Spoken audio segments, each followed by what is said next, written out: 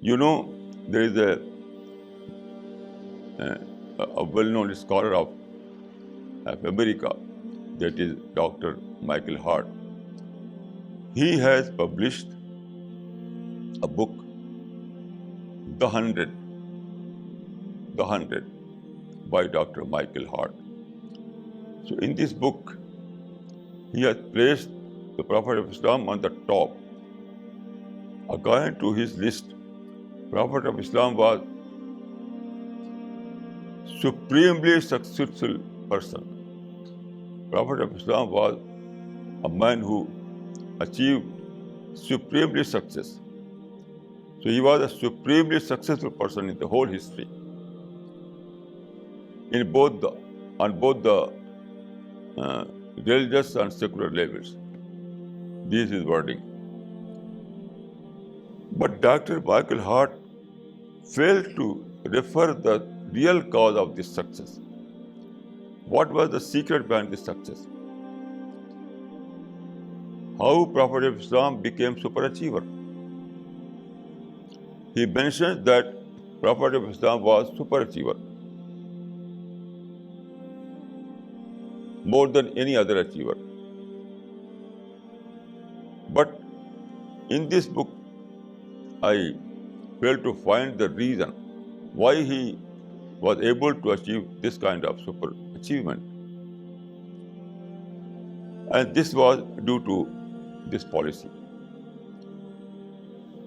In short, the Prophet's policy was, if I allowed to coin a term, I would like to say that his policy was non-political status quo. In politics, he always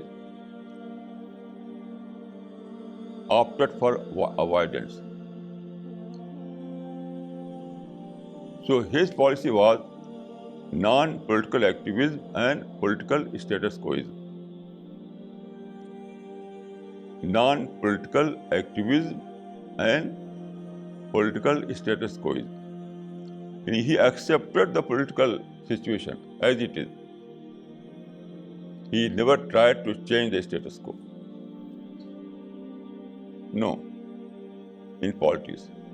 He accepted those people who were political masters of that time. So his policy can be summarized in these two words: non-political activism and political status quo. In political matters or in matters of political power, you have to be status quoist. Accept things as it is. And then in other fields, other than political power, you can achieve all those opportunities. So the Prophet's movement was strictly a non-political movement. Prophet's movement was strictly a non-political movement. So in political power, he was completely status quoist. And in other fields, in non-political fields, he was activist. It was this formula that was adopted by the Prophet of Islam, and this was the secret of his miraculous success.